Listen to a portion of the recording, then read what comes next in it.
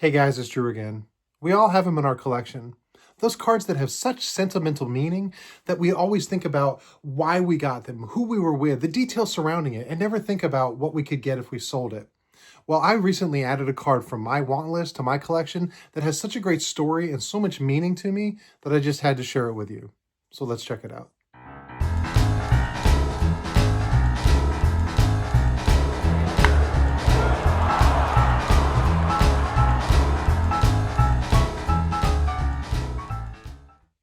So for any of you who follow my channel, you guys know that I have 3 cards on my want list, and I try to do it very intentionally.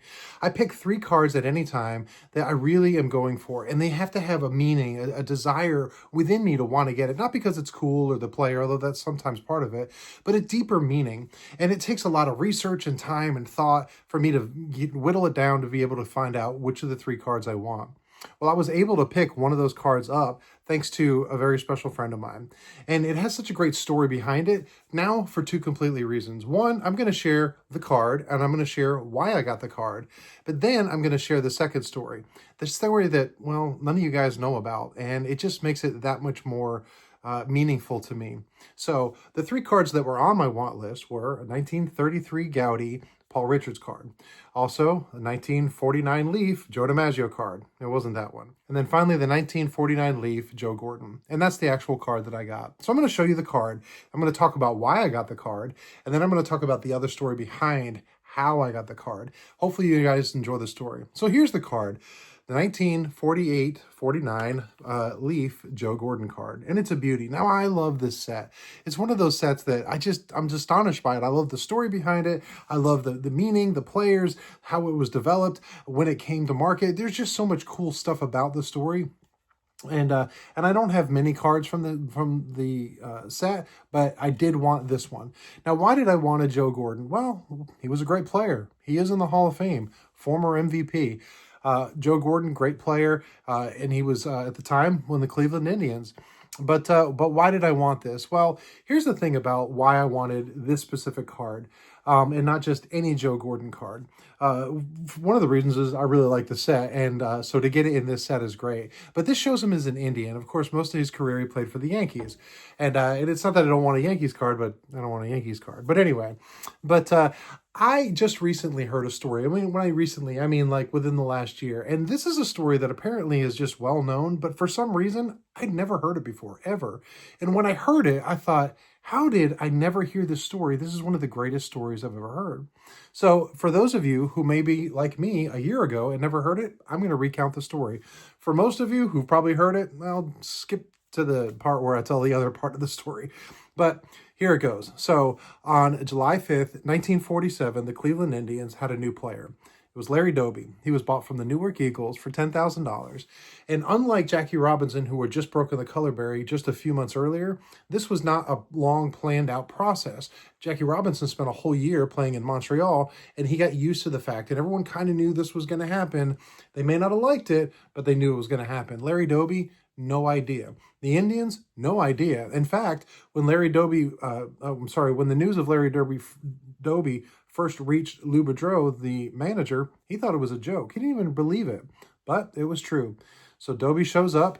They're actually playing away in Chicago against the White Sox, and he walks in and he gets introduced around, and a lot of cold shoulders. Some guys openly turn their backs. They refuse to shake his hand. And he was kind of shunned. I mean, there may have been like a polite, hey, how are you doing? But he definitely was not welcome into the team as a whole. Well, as you can imagine, this is scary enough for Doby. I mean, he doesn't know what he's getting into. He doesn't know these people. In fact, he knows nobody. He's just there. He was a great player, and now he's an oddity or something. So he goes out, and after they get dressed and stuff, they go out onto the field, and they start to play catch. They're just starting to warm up like they would on any game in any day in any stadium. But he's standing there by himself. Nobody would want to play catch with him until Joe Gordon comes up and says, hey, you want to play catch? And he just started soft tossing with him, just started playing catch. That one little gesture, going outside of what anybody expected, made such an impact on Larry Doby. He never forgot that. In fact, they remained friends through the rest of their lives. And it made such an impact of just humanity. It's kindness. That's it, just kindness, saying, hey, do you want to have a catch? And he just had that same connection with him that just is something that we all crave. It's something we all desire. I'd never heard this story before, but it so resonates, the story of Pee Wee Reese putting his arm around Jackie Robinson.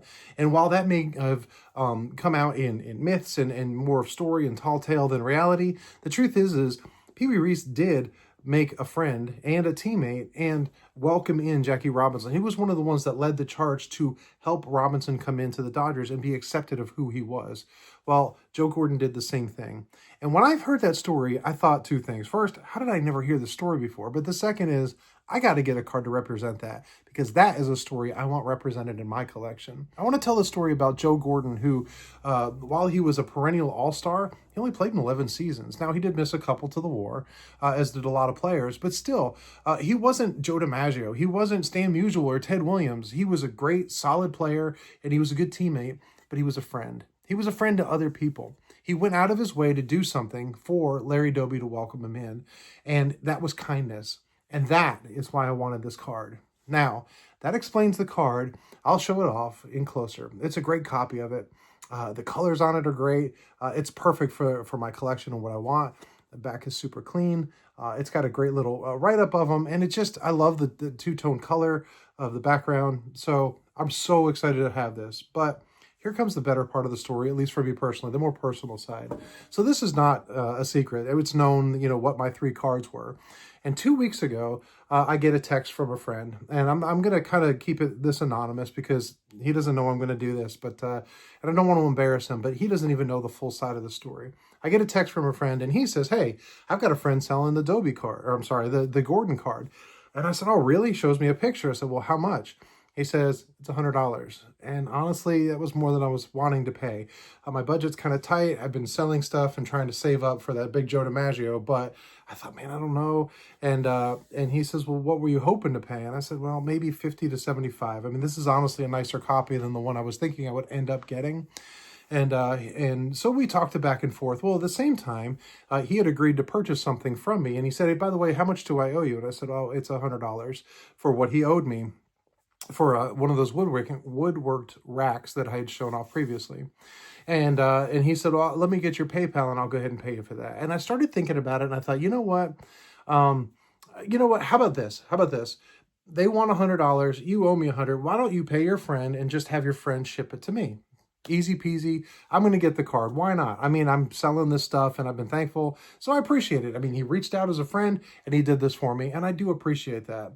But here's where the story gets great. That night I had something happen, something that I wouldn't normally talk about on YouTube or my channel, something kind of personal. But I had some news that really went against what I was hoping. And to be honest, it had to do with my job.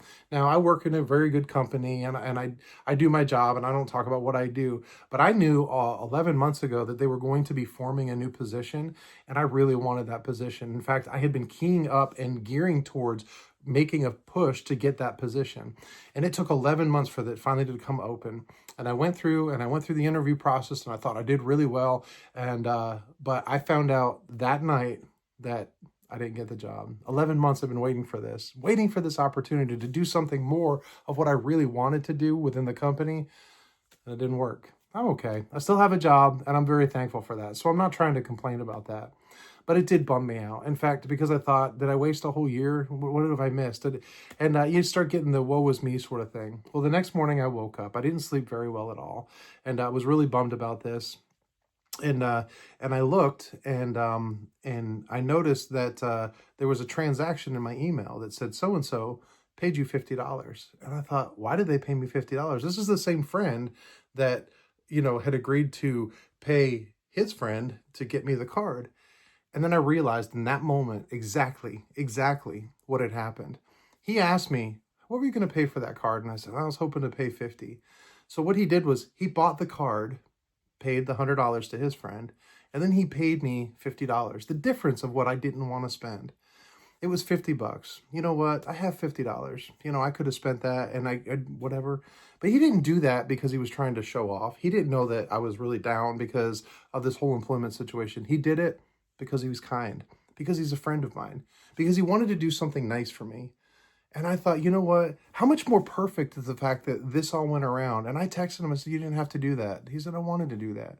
And and I appreciate that. And I told him that. And I've told him that since then. And he's watching this video right now. And I'm telling you again, thank you for your kindness.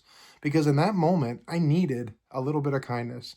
I needed something. And it's not that the world was cruel to me. It's not that I deserve something. It was that when you work up to anticipate something and then it goes away or it goes not the way you planned, it is crushing and it sucked the wind out of me. But in that moment, I knew that he was my Joe Gordon. He went out of his way to do something kind when he didn't need to, and just to show me, hey, friendship is more important than money, and I appreciate that. So that's the story behind my Joe Gordon. Why I want the Joe Gordon card, why I have it, why I will never get rid of this specific copy. So again, to my friend, who you know who you are, thank you again. And to everybody else out there, thank you for listening to my story. Until next time, you guys be good.